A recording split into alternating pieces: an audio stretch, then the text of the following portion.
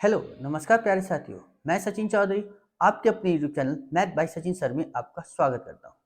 जैसा कि हम जानते हैं गाइस, आपका यूपी पुलिस का एग्जाम री एग्जाम होना है और जल्द ही उसकी डेट भी आने वाली है। तो गाइस, आज मैं उसी से रिलेटेड आपका एक मैथ का बहुत ही बढ़िया प्रैक्टिस सेट आपके सामने लेकर आया हूँ, जिसमें यूपी पुलिस में प्रीवियस ईयर में आए हुए क्वेश्चन सम्मिलित हैं। तो चलिए गाइस, हम अपना शुरू करते हैं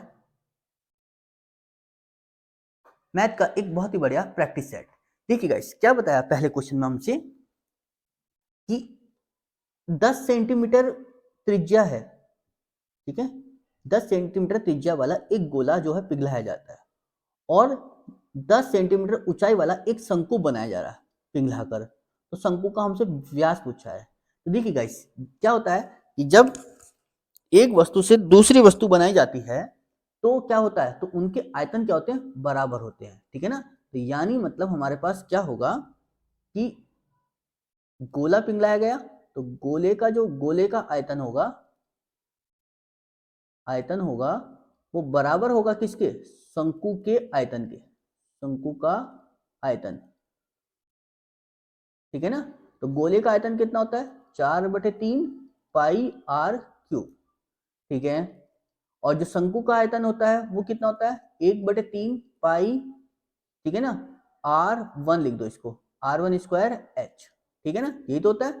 चलिए जरा देखिए, अब हम इसमें क्या करना है कि 4/3 ऐसे रखा, पाई ऐसे रखा, आर कितनी दी थी, गोले की त्रिज्या 10 सेंटीमीटर, 10 का क्यूब हो जाएगा, ठीक। 1/3 पाई ऐसी रखा, R1 तो हमें ऐसी रखना होगा, R1²। H कितनी दी है शंकु की, 10। क्लियर है। क्या देखिए कुछ कटा, हाँ पाई से पाई कटा, 3 से 3 कटा, क्लियर। और जी चूंकि ये 10 का क्यूब था ना यहाँ पर, तो एक ये 10 कट गया, तो कितने रह गए, 2, ठीक। तो R1² की जो वैल्यू है वो कितनी आ गई, 4 × 10⁻² का मतलब कितना हो गया, 100। तो कितना हो जाएगा ये, 400। तो R1² की वैल्यू कितनी, 400। तो R1 की वैल्यू कितनी आ गई गाइस निकल के, 20, ठीक है ना। तो यानी मतलब शंकु की जो त्रिज्या है वो 20 है, लेकिन हमें निकालना क्या था, व्यास निकालना था शंकु का। और व्यास क्या होता है, वो त्रिज्या का दुगना होता है। तो 2R1 कर दो, तो 2R1 कितना था, 20, 20 का जब डबल करोगे कितना हो जाएगा गाइस, 40। यानी ऑप्शन नंबर थर्ड क्या हो गया इसका करेक्ट आंसर। क्लियर है ना।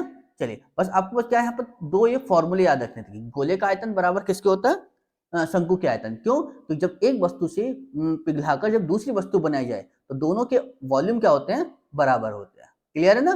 चलिए अगला देखते हैं हम अपना। देखिए क्या बताया हमसे कि एक्स है कोई, ठीक है, एक्स एक पर्सन है जो 8 घंटे में 75 किलोमीटर की दूरी तय करता है, ठीक है ना। चलिए जी, उन्होंने आंशिक रूप से पैदल जो है वो 5 किलोमीटर पर घंटे की गति से और आंशिक रूप से साइकिल पर जो है 12 किलोमीटर पर घंटे की गति से यात्रा की। तो एक्स द्वारा पैदल तय की गई दूरी पूछा कि वो दूरी कितनी थी।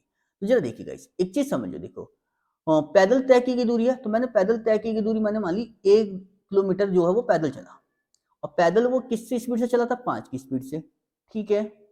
प्लस अब दूरी कितनी बच गई होगी, क्योंकि टोटल दूरी कितनी थी, 75 थी ना, और ए दूरी वो चल गया, तो अब दूरी कितनी बच गई, 75 माइनस ए, ठीक है ना।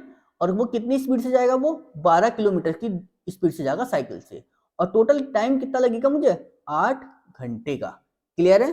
अब हमें यहां ये देखना है क्या, कि हम ऐसी क्या वैल्यू रखें यहाँ पर, ए की जगह मैं क्या वैल्यू रखूं जो इसे सॉल्व करके कितना आ जाए, 8। तो देखिए गाइस, इसको क्या करते हो, बाई ऑप्शन उठाने की कोशिश करो और ऐसी वैल्यू उठाओ जहां पर आप उसे 5 से पूरा पूरा भाग कर सको। तो सबसे पहले देखो मैंने क्या देखा कि ये सब वैल्यू तो पॉइंटों में है, तो इस बिना पॉइंट वाली वैल्यू को ही देखो आप, ठीक है ना। तो क्या है, 15 दिया, तो जरा यहाँ 15 रखने की कोशिश करते हैं। जरा 15 जब रखा तो कितना, 5 से काटोगे 15 को कितनी बार आएगा, 3 बार, ठीक है। और जब यहाँ 15 रखोगे तो 75 में से 15 जाएंगे कितना आएगा, 60। और जब 60 को काटोगे 12 से तो 12 पंजे 60, तो इधर से आया 3, इधर से आया 5, तो टोटल 8 हो जाएगा, ठीक है ना। तो टोटल 8 हो गया, और हमें 8 ही तो लाना था, तो यानी हमने जो वैल्यू रखी वो सही मिला। तो यानी उसने पैदल द्वारा कितनी दूरी तय करी, 15 किलोमीटर, यानी ऑप्शन नंबर डी क्या हो गया इसका करेक्ट आंसर। क्लियर है ना गाइस? देखिए गाइस, अगर मैं इसको सॉल्व करने बैठ गया तो बहुत लंबी इक्वेशन बन जाएगी, ठीक है ना, और हमें उसी से ही बचना है, ठीक है। जितना हमारे पास देखो 4 ही वैल्यू तो है, और 4 वैल्यू में हमें वो देखनी है सबसे पहले कि जो बिना पॉइंटों के हो और 5 से कट जाए, ठीक है ना। तो मैंने देखा कि 15 ही था, तो मैंने इसलिए पहले ही 15 को रखा। समझ में आया? नहीं आते तो फिर हमें दूसरी वैल्यू को देखते हम। क्लियर? चीज समझ में आई नहीं? चलिए अगला देखते हम। देखिए क्या बताया हमसे कि ए जो है बी से आधा कुशल है, ठीक है। ए कि ए जो है वो बी से आधा कुशल है, तो ए बी से जब आधा कुशल है तो ये ए है और ये बी, तो जब ए जो है बी से आधा कुशल है, मैंने कहा कि अगर ये 2 काम कर रहा है तो ये एक काम करेगा, आधा कुशल ही तो है, ठीक है। जो सी से 3 गुना कुशल है, जो सी से 3 गुना कुशल है। अब एक चीज समझिए, सी से 3 गुना कुशल करना है तो देखिए जरा एक चीज समझो यहाँ पे, क्या अगर मैं बोलूं ये अगर 2 है तो ये 3 हो, ये 6 होगा, ठीक है ना। या इसको एक काम करो कि सी अगर 1 करेगा तो ये 3 गुना कुशल है, ठीक है। तो अब जगह खाली है तो इधर को 2 से लगो, इधर को 3 से कर दो, कितना हो जाएगा ये 3 हो जाएगा, ये 6 हो जाएगा, ये 2, क्योंकि 2 ही कम 2, 3 दूनी 6 और 3 ही कम 3, तो ये इनकी क्या निकल कर आई? एफिशिएंसी, ठीक है ना। चलिए जी, वो कह रहा है यदि वे तीनों मिलकर एक काम कितने दिनों में पूरा कर सकेंगे, यदि बी अकेला उस कार्य को 6 दिनों में पूरा कर सकता है। तो देखिए बी अगर अकेला उस कार्य को 6 दिन में कर रहा और बी की एफिशिएंसी है कितनी? 6 ही तो है, तो बी जो है वो पूरा काम कितने दिनों में करेगा? तो 6 गुणा 6 यानी 36 काम है बी पूरा काम, यानी मतलब अब वो कह रहा तीनों मिलकर करना चाह रहे हो, तो तीनों मिलकर देखो कितना है, ये 3 करेगा, ये 6 करेगा, ये 2 करेगा, तो कितना हो गया मेरे पास? तो 6 3 9 और 2 11, तो तीनों मिलकर जो काम करेंगे वो ए बी और सी, तो 36 बटे में 11, तो जरा भाग करो इसे, तो 11 तिया 33, बचा कितना? 3, 3 से कितना? 29 पॉइंट, 11 दूनी 22, तो कितना आया? 3.2, और 3.2 से हमारे पास एक ही ऑप्शन है, ऑप्शन नंबर सेकंड, ठीक है ना, इन 3.27, इसका क्या हो जाएगा गाइस? Correct answer. क्लियर है ना? चलिए हम अपना अगला क्वेश्चन देखते हैं। देखिए क्या बताया हमसे, देखिए गाइस क्या बताया हमसे कि ये दिया है हमसे, देखिए गाइस ये 73 जो है ये पहले बिना रूट के है, रूट बाद में लगा हुआ है, कभी आप इसको रूट को पहले सॉल्व कर लो आप यहाँ पर, ठीक है ना। तो ये कितना 64 है। अब इस 64 को आप कैसे लिख सकते हो? तो मुझे पता है क्या, 8 अट्ठे 64 यानी 8 आएगा निकल के यहाँ से बाहर, और ये 73 ये रूट बाद में है, ठीक है ना, पहले इसको प्लस करके तब, तो 73 में 8 जोड़ोगे तो कितना हो जाएगा यहाँ से गाइस? 81, ठीक है ना। अब 81 का क्या निकल के आएगा? 9 बाहर, ठीक है ना, फिर प्लस है 27, फिर प्लस है 27, अब इसका रूट ये वाला बाहर लग रहा है, ठीक है। तो 27 और 9 कितने होते हैं? 36, 36 का जो है वो क्या निकल कर आएगा? 6 बाहर, और 6 से पहले क्या लिखा हुआ है गाइस? 3, ठीक है ना, समझ में आ गई। तो यानी इससे पहले क्या था? ये प्लस का 3 था और फिर ये रूट था सब पे, ठीक है ना।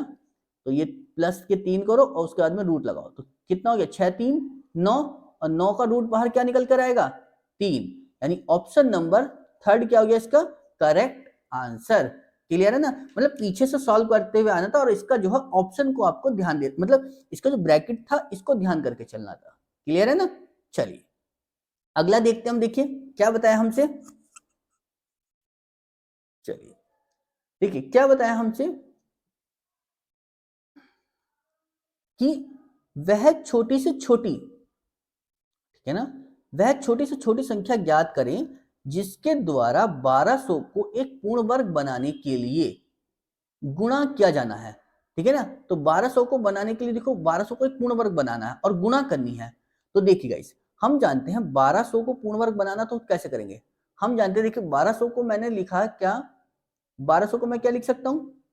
3 गुणा 400, मुझे पता है 400 तो एक पूर्ण वर्ग है, ठीक है ना, 400 तो एक पूर्ण वर्ग है, ठीक है, बट 3 है। अब 3 के साथ ऐसी कौन सी संख्या की मल्टीप्लाई करूं जो पूर्ण वर्ग बन जाए, क्योंकि एक 3 और ही चाहिए होगा, क्योंकि पूर्ण वर्ग बनाना तो डबल जोड़े चाहिए होंगे ना।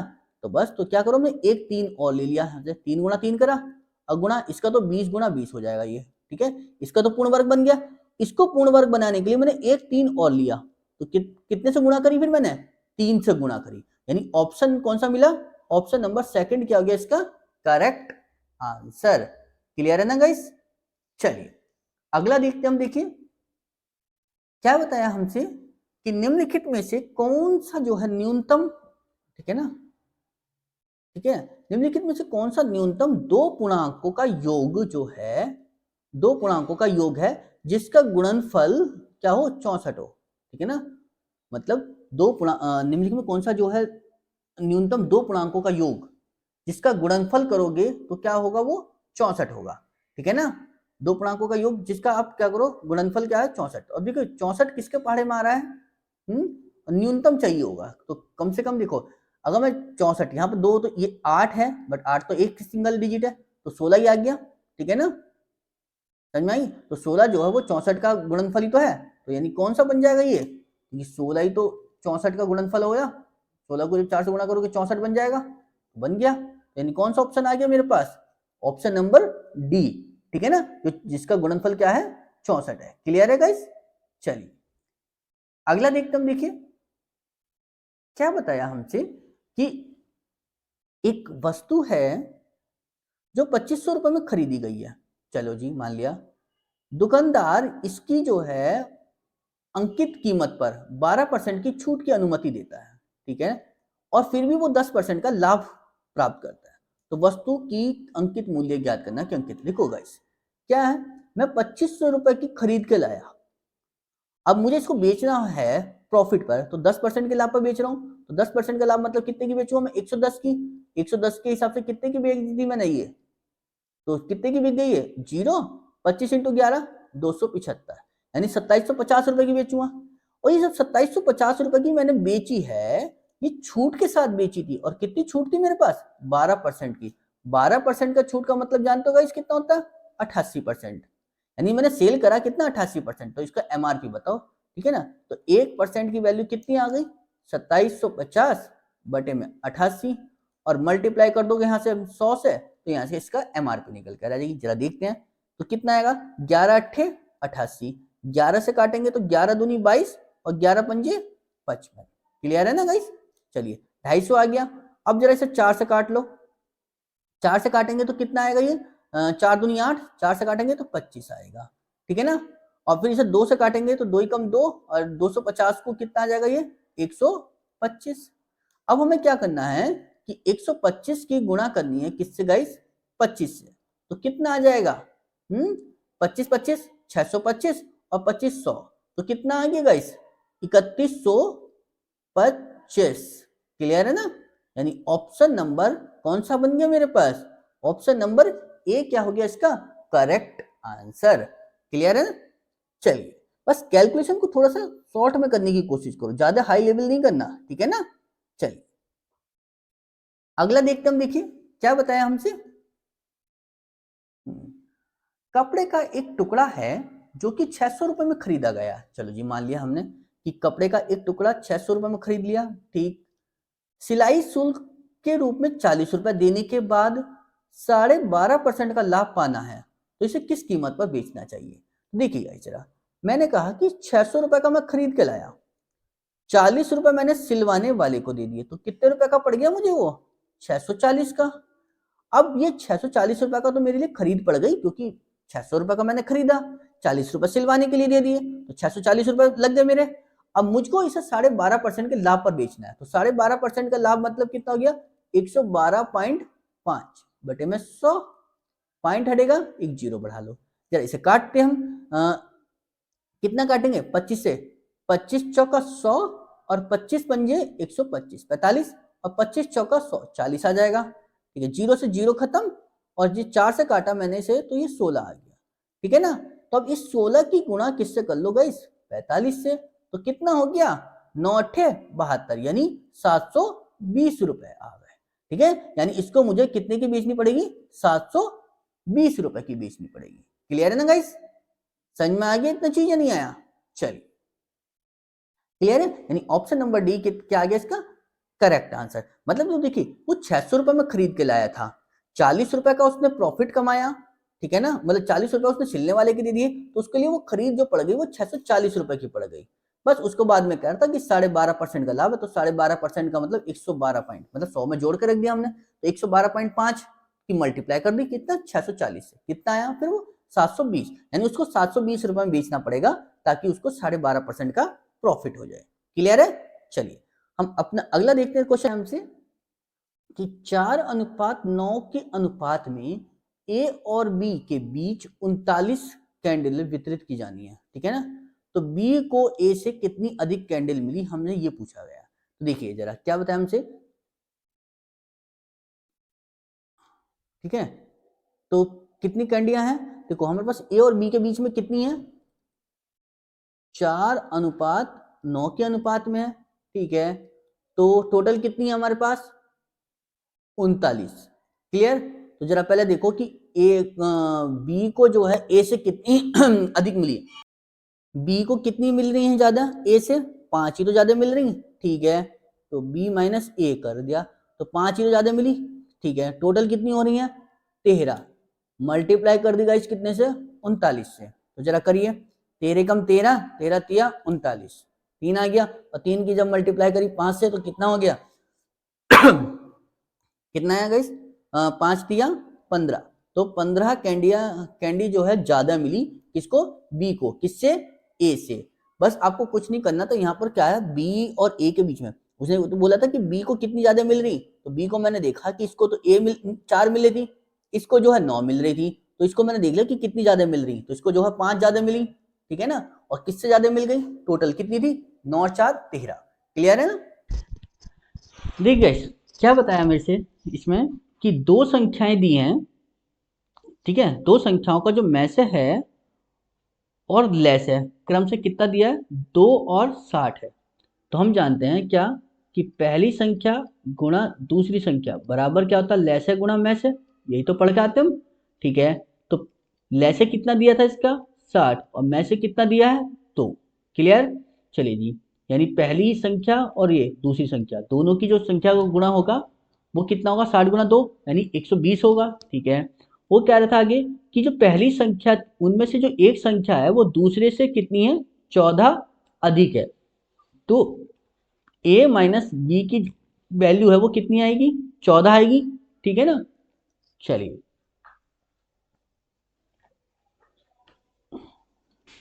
ठीक है ना, तो देखिए कितना बनेगा मेरे पास, अब ये 60 को ऐसा बनाओ कि जो गुणा करके तो ये मतलब पूरा यही बन जाए, और घटाने के बाद में दो वैल्यू ऐसी आनी चाहिए जो घटाने के बाद कितनी 14 आ जाए। तो जरा देखिए मैंने 60 में अगर थोड़ा सा करा तो क्या लिख सकता हूँ मैं 20 × 3 लिख सकता हूँ इसे, ठीक है। अब गुणा 2, अब ऐसा क्यों करा कि देखो जब मैं गुणा करूंगा तो वैल्यू तो अब भी यही रहेगी, बस चेंजिंग क्या आ जाएगी, तो मैंने इस 3 को इसके साथ क्या करा इसके साथ ले लिया, तो 3 दूनी 6 हो गया और 20 बन गया अलग, ठीक है ना।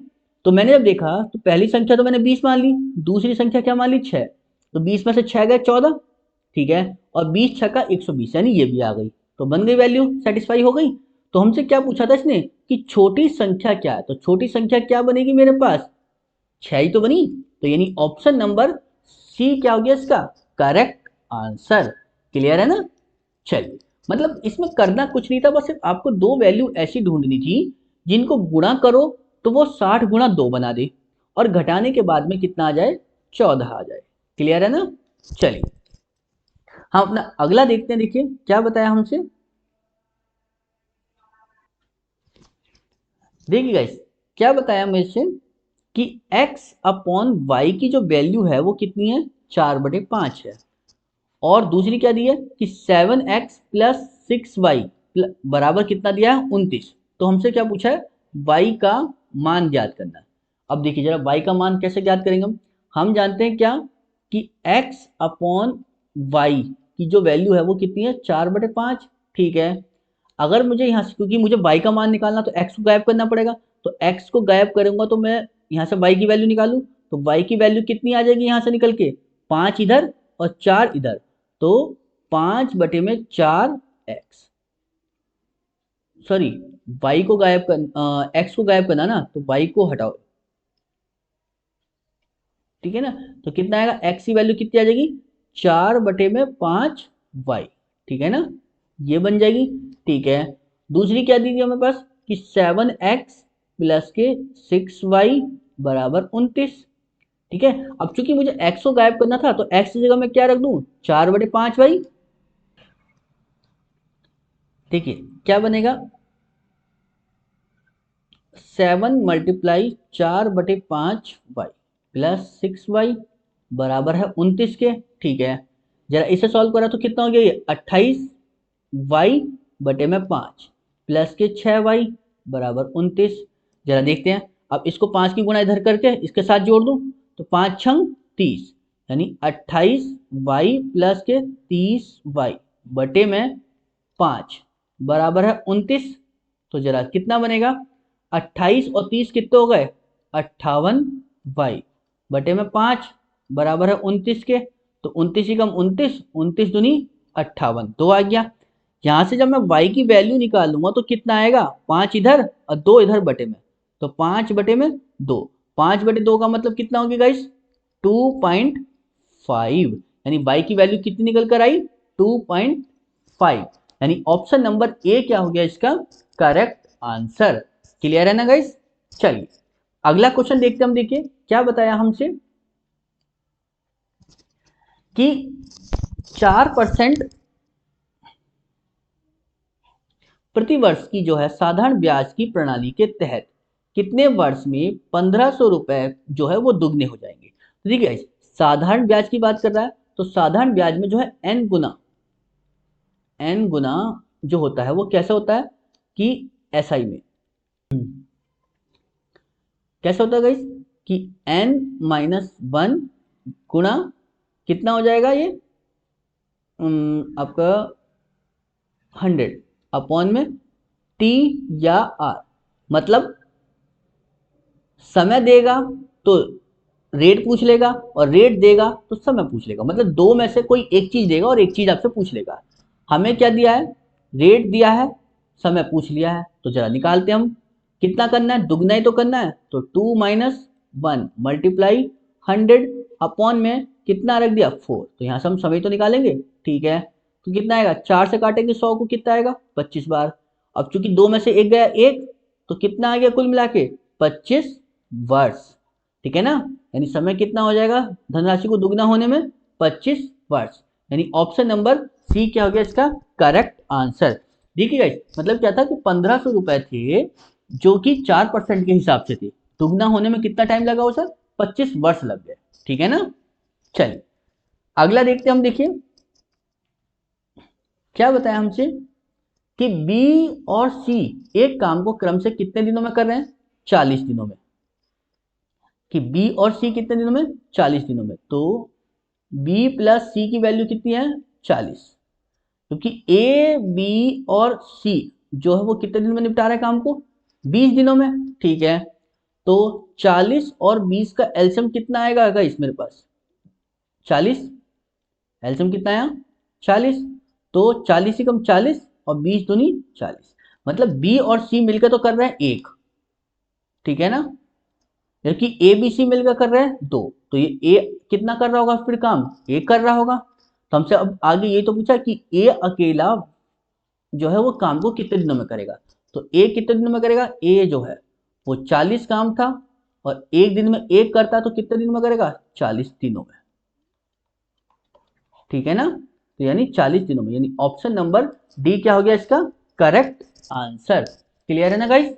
चलिए हम अपना अगला क्वेश्चन देखते हैं, देखिए क्या बताया हमसे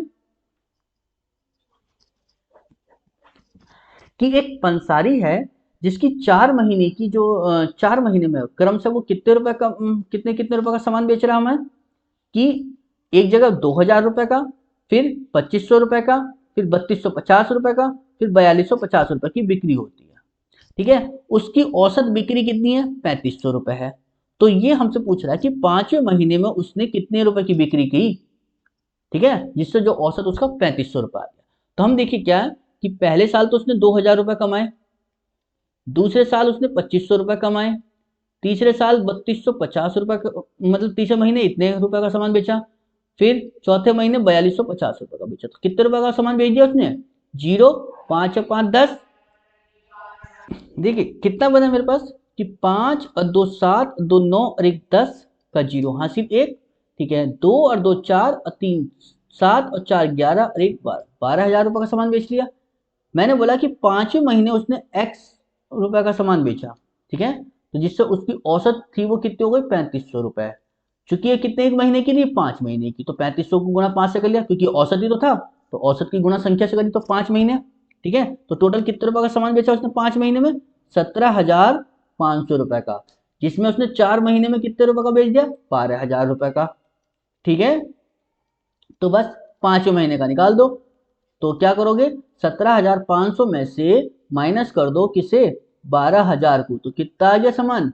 5500 रुपए का। यानी ऑप्शन नंबर कौन सा बन गया गाइस? डी इसका क्या हो गया? Correct answer. क्लियर है ना? चीज समझ में आ गई इतनी चीज? चलिए अगला देखते हम। देखिए क्वेश्चन क्या बताया हमसे, क्या बताया हमसे देखिए कि ए बी सी जो है, ए बी सी ने एक व्यापार में 50,000 रुपए का कारोबार प्रारंभ किया। मतलब ए बी सी ने जो है मिलकर कितने रुपए लगाए? 50,000 रुपए। ठीक है, चलिए बी ने जो है सी की तुलना में कितने रुपए दिए? 6,000 रुपए अधिक। तो बी ने जो है वो सी से कितने रुपए ज्यादा दिए? 6,000 रुपए। ठीक है, और कह रहा ए ने जो है बी की तुलना में कितने दिए? 2,000 रुपए। तो ए ने जो दिए वो बी से 2,000 रुपए ज्यादा दिए। ठीक है, अगर मैं कहूँ बी ने जो दिए थे वो सी से कितने रुपए दिए थे ज्यादा? 6,000 रुपए। तो सी प्लस 6,000 प्लस 2,000, तो टोटल कितने हो गए? C plus 8,000। अगर मैं कहूँ कि ए जो है वो अपने सी से कंपेयर करे, कितने रुपए ज्यादा हैं? 8,000 रुपए। चूंकि तीनों ने मिलकर कितने लगाए? 50,000 रुपए। अब लगा लो, तो ए की वैल्यू कितनी है? C plus 8,000। ठीक है, बी की कितनी थी? C plus 6,000। ठीक है, और सी तो है ही सी, तो टोटल कितने थे? 50,000 रुपए। चलिए जी, तो जरा जोड़िए कितना हो गया? 1 2 3, तो 3 सी प्लस कितना हो गया? 14,000 बराबर है 50,000। तो 3 सी बराबर 50,000 में से माइनस कर दो किसे? 14,000 को, तो कितना आ गया ये? 36,000। चलिए 3 सी, अब 3 से भाग करोगे 36 को, कितना आ जाएगा? 12,000। ठीक है, तो सी की वैल्यू कितनी आ गई? 12,000 रुपए। ठीक है, चीज समझ में आई? मतलब सी ने 12,000 रुपए लिया। तो बस हमसे पूछा था कि कुल लाभ में ए का हिस्सा, तो ए का हिस्सा है तो जरा देखते हैं हम जरा। तो ये ए है, ये बी है और ये सी है। ए ने कितने रुपए लगाए होंगे? देखिए सी ने 12,000 है, तो ए के कितने थे? 8,000 रुपए ज्यादा थे सी से, तो ये कितने हो गए? 20,000 रुपए। चलिए बी ने कितने लगाए? सी से 6,000 रुपए, तो इसमें 12 थे, तो सी से ज्यादा 6,000, तो 18,000 हो गए। सी ने कितने लगाए? सी ने कितने लगाए फिर? 12,000। क्लियर? चलिए अब चूंकि सब एक साथ एक साल लगे, तो कोई समय का तो कोई वो ही नहीं रहा, तो यानी एक साल, एक साल और एक साल। अब देखिए जरा कितना कटा? 3 जीरो, 3 जीरो और ये 3 जीरो कट गए। ठीक है, 2 से काटा 9, ये सॉरी 2 से काटा इसे 6 बार, ये कटा 9 बार और ये कटा 10 बार। क्लियर? हमसे पूछा किसके बारे में था कि ए का हिस्सा कितना है, तो ए का हिस्सा कितना है इसमें मेरे पास? 10 का। टोटल कितना हो रहा है? 10 और 9 19 और 6 25, टोटल कितने रुपए थे? 10,000 रुपए। ठीक है ना, तो 25 ही कम 25, 25 चौका 100, यानी 400, और 400 की मल्टीप्लाई जब 10 से गई तो कितना हो गया? 4,000 रुपए। ठीक है ना, तो यानी मतलब डी ने कितने मतलब ए ने कितना हिस्सा था लाभ में? 4,000 रुपए का। ठीक है, 10,000 रुपए में 4,000 रुपए ए के थे। क्लियर है ना गाइस? चलिए अगला क्वेश्चन देखते हैं हम। देखिए क्या बताया हमसे कि ए बी सी के बीच जो है वो 1,152 रुपए का नुकसान है। ठीक है, जो कि 7:8:9 के अनुपात में विभाजित होना चाहिए। तो ए का हिस्सा पूछा कि ए का हिस्सा कितना है, तो चला देखें हम। तो ए बी और सी कितना है? 7 8 और 9 के बीच में ही तो था, तो बस ए का हिस्सा निकालो। तो ए का हिस्सा कितना आएगा? 7/3 कितना हो गया 8 और 7 15, 15 और 9 कितने हो गए 24, ठीक है 1152, ठीक है ना। चलो देखते हैं हम कितना बचेगा, 12 दूनी 24, 12 नमा 108, बचा कितना यहाँ से 7, 72, 12 छंग 72, 96, 2 से काटा कितनी बार 48 बार, ठीक है ना। फिर इसको 7 से गुणा कर दी, इसकी कितनी हमने 48 की, कितना हो जाएगा ये 7 पंजे 35 और 7 दूनी 14, कितना हो गया 336, यानी कितने रुपए लगाए एक को कितने रुपए का नुकसान हुआ 336 रुपए का, कितने में से 1152 रुपए में जो है ए को कितने रुपए का नुकसान हो गया 336 रुपए का। क्लियर है ना। चलिए अगला क्वेश्चन देखते हम, देखिए क्या बताया हमसे कि 1000 रुपए हैं जो कि 2 वर्ष में कितने रुपए हो जाते हैं 1144 रुपए 90 पैसे हो जाते हैं। तो मूलधन पर सालाना किस दर से चक्रवृद्धि ब्याज लगाया गया है, ये हमसे पूछा गया है। तो जरा देखते हैं। तो देखिए 10,000 सॉरी 1,000 रुपए थे जो कि कितने हो गए 1144 रुपए 90 पैसे, पॉइंट हटाएगा तो यहाँ से जीरो बढ़ा ले, ठीक है। चूंकि ये 2 साल में तो इसका स्क्वायर रूट निकाल दो बस इसका यहाँ से, ठीक है। तो 10,000 का स्क्वायर रूट कितना आएगा 100, और 11,449 रुपए का कितने का स्क्वायर रूट कितना होगा 107 का। तो देखिए गाइस 100 रुपए थे कितने हो गए 107 रुपए हो गए, तो कितने रुपए बढ़ गए 7 रुपए, किससे बढ़े 100 से। तो परसेंटेज कितने का परसेंटेज लगा, हमें कितने परसेंटेज का था 7% का चक्रवृद्धि ब्याज था फिर हमारे, ठीक है ना। जो 2 साल में बढ़ के कितना हो गया था 1,000 रुपए से बढ़ के कितना हो गया था 1144 रुपए 90 पैसे का, यानी ऑप्शन नंबर बी क्या हो गया इसका करेक्ट आंसर। क्लियर है ना। चलिए अगला देखते हम, देखिए क्या बताया हमसे। Thank you. चलिए आपको हमारी वीडियो अच्छी लगी है तो प्लीज लाइक करें, शेयर करें और सब्सक्राइब करें, और ज्यादा से ज्यादा अपने दोस्तों को शेयर करें। Thank you.